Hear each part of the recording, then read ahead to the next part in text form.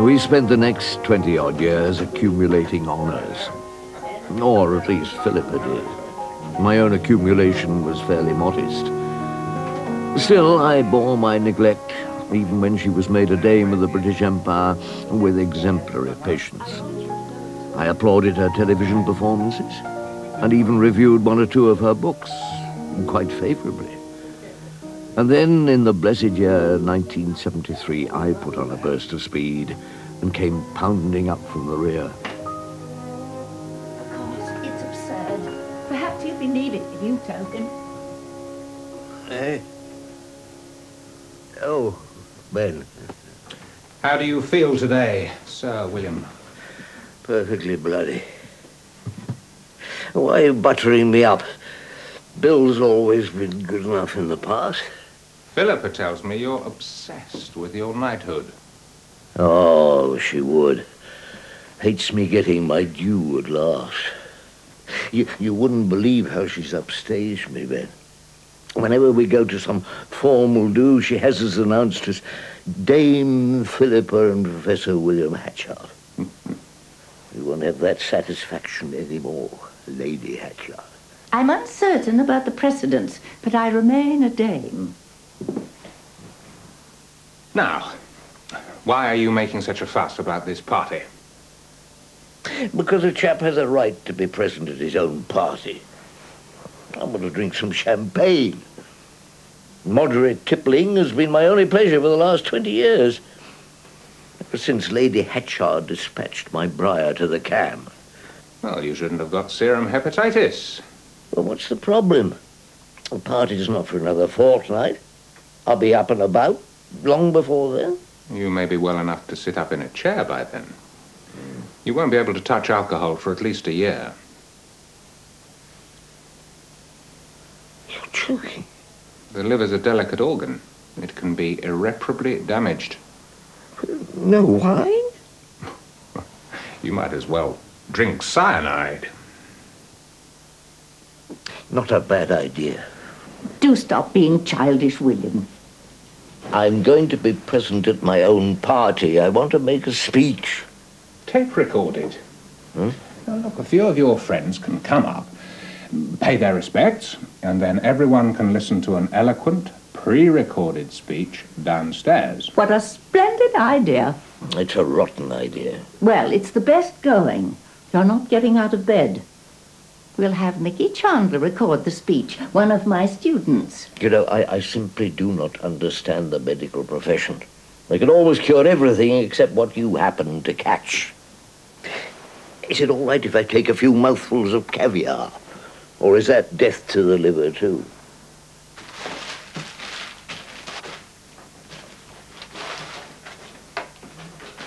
How's William? Fretting. Can't blame him. Not much fun being barred from your own party.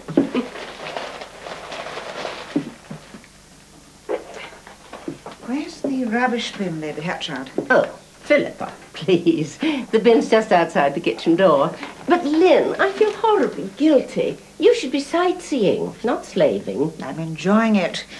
I should love a cup of tea, though. Do you mind if I put the kettle on? Oh, of course. Would you rather have a drink? She's awfully nice, Deirdre. Thanks, Phibbs. I thought you wouldn't mind if I brought her. Mind? We'd never have managed without her. Well, the tape recorder's set up and working. Oh, thank you, Mickey. You're coming tonight, aren't you? Yes. I'm bringing Ruthie Wincott. Well, you used to teach her, didn't you? Rings a bell. Oh, yes. She took her degree 2 or 3 years ago, didn't she? What's she doing now? Reviewing. Stuff like that. Anything else I can do? No, thank you, Mickey. It's under control. Just about. Right. Well, I'll see you later.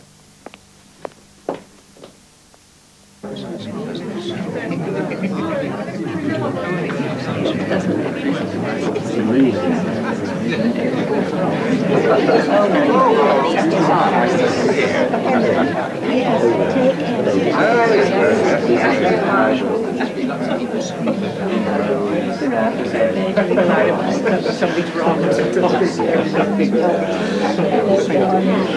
But if we had that...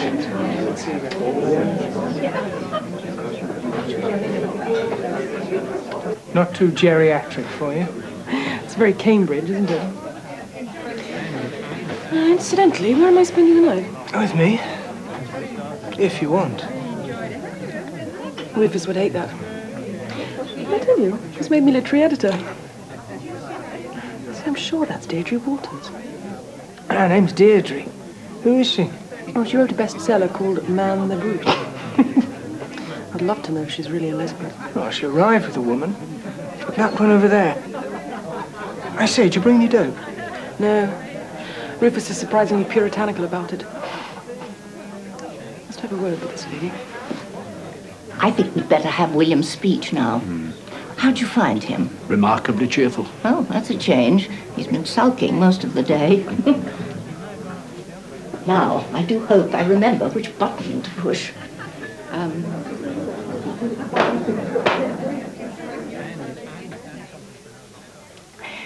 I'm sure you all know my husband is not well enough to be with us this evening.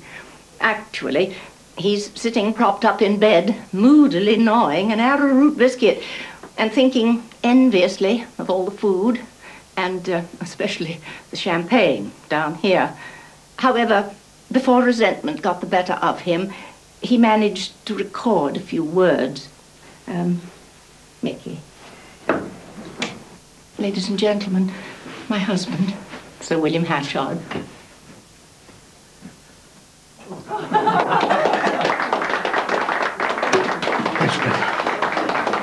I'm not going to miss my own party. I'm damned if I'm going to miss an opportunity of making a speech.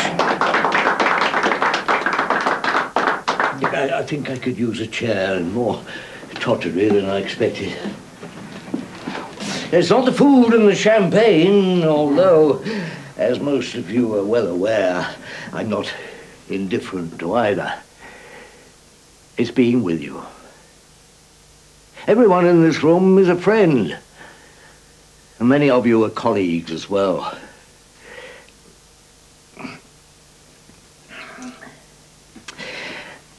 A university is a scholastic community designed to promote, impart, and advance learning.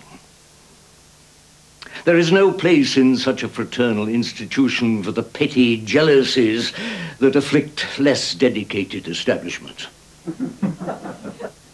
In an academic environment, an honor for one is invariably perceived as an honor for all. 23 years ago, when I was made Huggett Professor for English Literature, I didn't think, that's one up on Philippa.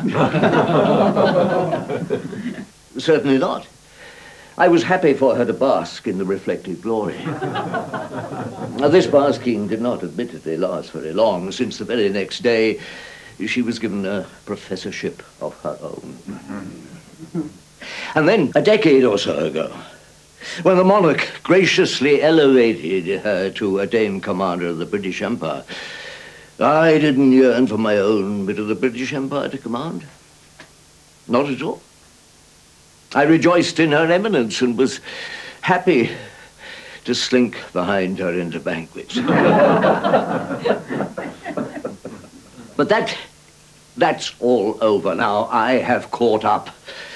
And unless she goes into politics and becomes Prime Minister, I can't see how she can steal a march on me again. The annals of Cambridge are rich in stories of great men. My only boast is that they contain no record of a happier one than I.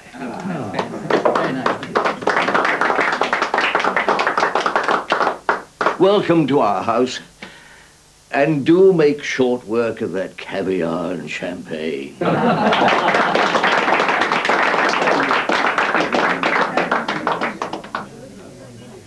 to bed at once.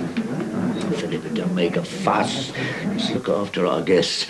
I'll sit here quietly for a quarter of an hour or so and then creep off to my cell. You are a spoiled brat. I'm going to time you. Don't bustle.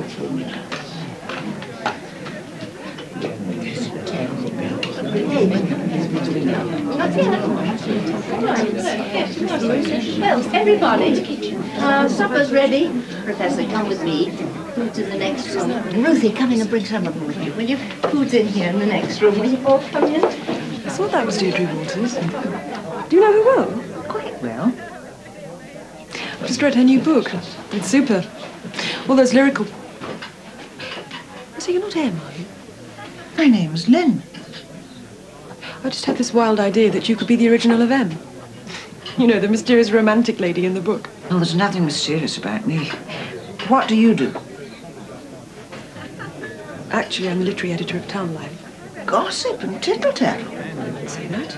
Deirdre does.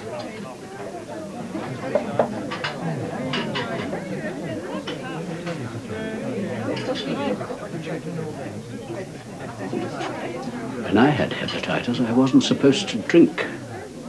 Oh, well, you must have had the virulent kind. Mine is most benign. There's something I forgot to mention upstairs. By the time you're on your feet, Blake will be getting near to retirement. The college will need a new master. As senior tutor, I thought I should start to canvass names. No. Not me, David.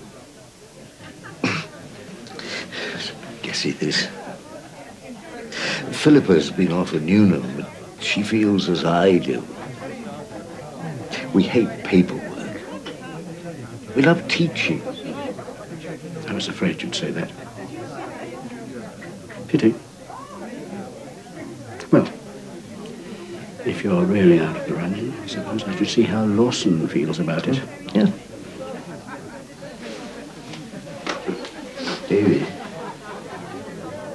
Thank you.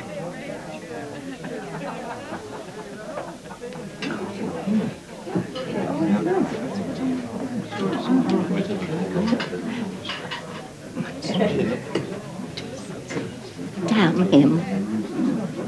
Deirdre's just the same. Unreasonable. What do you do about it? I shout at her. It doesn't do a blind bit of good, but it makes me feel a whole lot better. Do you think I should shout at William? Hardly the place for it. Not really. Len, is that all right? Rufus is not a crook. Well, then what's the problem? He's 54. Young and therefore threatening. Well, then don't tell him. We've got an open relationship. Well, what's the bloody use of it?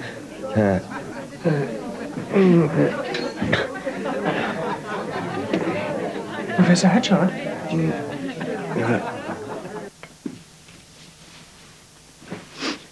Like a 12-year-old. You may have ruined your liver. You'd be in hospital now. Except Ben thinks it's safer not to move you. You look as sick as a parrot. I should have locked you in. I promise you, William, if you do get over this, and you have another drink, if you even attempt another drink before you are fully recovered, I will leave you. I simply cannot stand it. Are you in pain? Yeah. Not too bad. Oh, I could.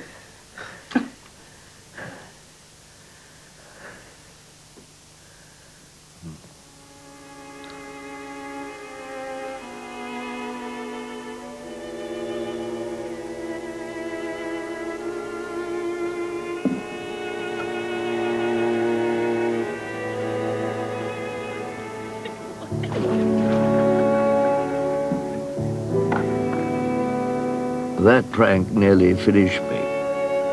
Still, I did ultimately recover, and we went on a splendid cruise round the Greek islands. And then, a few years later, retirement.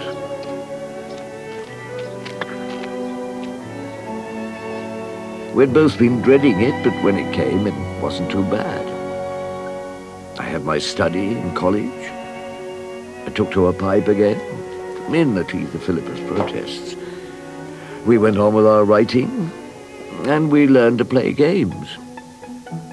Odd, but Philippa usually beat me.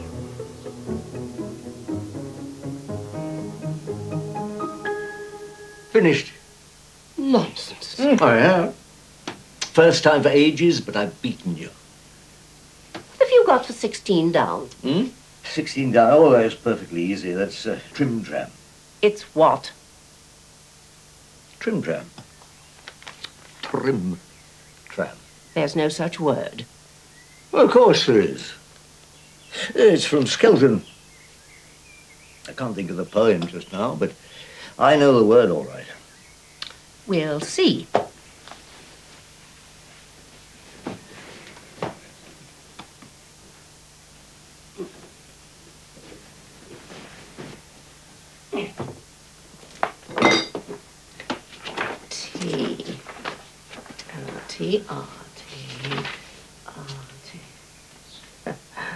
Just as I thought.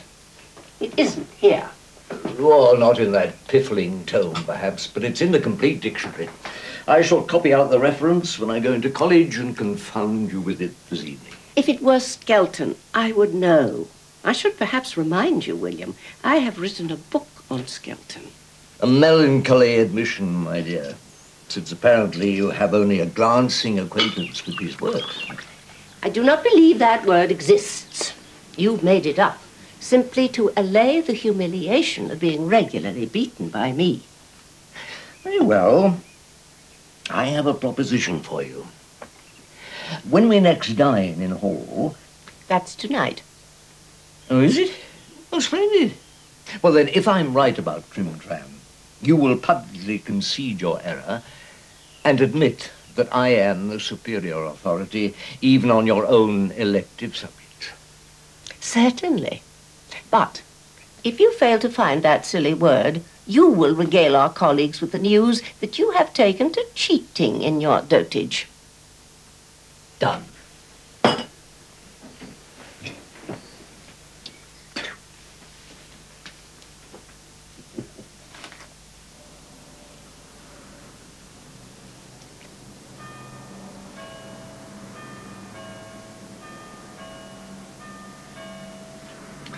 Damn.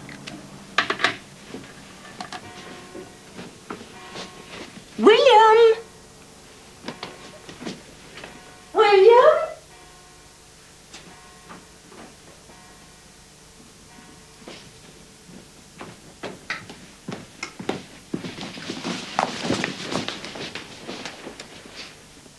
Are you taking the car? Oh, I was thinking of it. Why, do you need it? It would be useful. I'm having lunch with Deirdre. Oh, I can walk. It's a lovely day. Deirdre? Did you say Deirdre? I did. What's she doing in Cambridge? Looking for a house. She's tired of London. Oh, rubbish. Wants to be near you.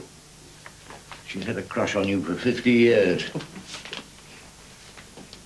Can she afford a house? Yeah, of course she can. Deirdre made more out of Man the Brute than you and I out of all our books put together. Bully for her. Did you ever read it? When it came out. In my opinion, it wasn't sound. She maintained that men are often irrational, fail to provide any evidence that they are ever anything but.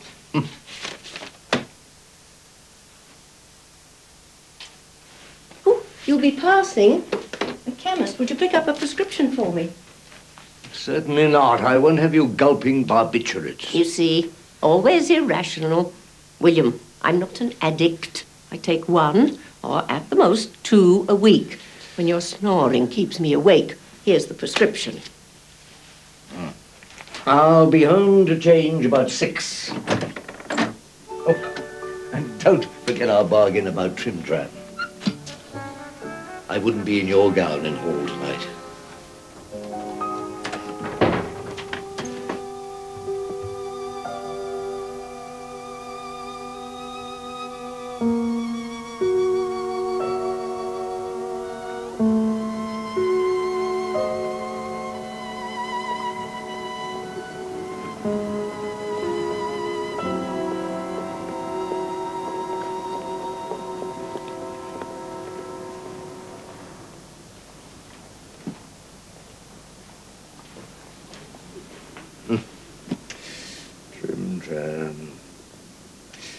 To copy out the reference.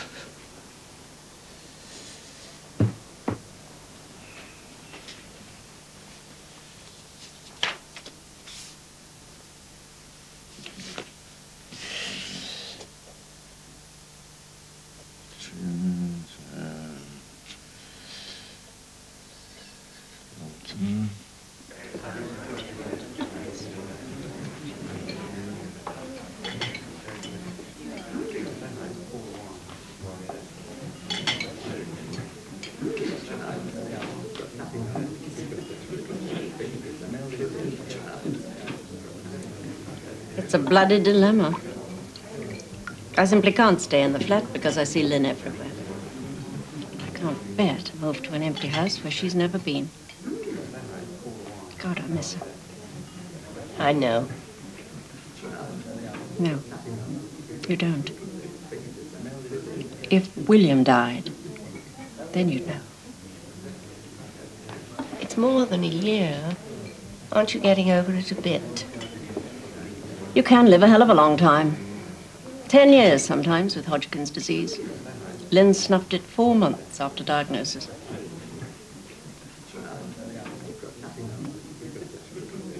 Let's have some more wine. Another carafe, please. Have you actually looked at any houses? Yes, I saw one out on Chartres Avenue. Great big Victorian mansion, 23 rooms. 23 rooms? What would you do with all those? Well, you know, Phibbs, I was in Fleet Street for nearly 20 years. I worked for most of the top papers. So, why shouldn't I start a residential school for journalists? Well, I think you could. Just girls, no men. I know, just an old dyke's fantasy. Rubbish. You'd make a go of it. Maybe I could help. Would you, Phibbs? What's the matter? Heartburn. I get it sometimes. I'm only really comfortable in a feminine environment. You know, Phibbs, I was really never happier than I was at Newnham. We had our moments. Like throwing tomatoes at naked dons. What about the time we sneaked off to that rally in London and missed the last train back? And wound up in that seedy hotel in Liverpool Street. There wasn't a lock on the door. And hideous animal grunts coming from the next room. We never even suspected that it was a brothel.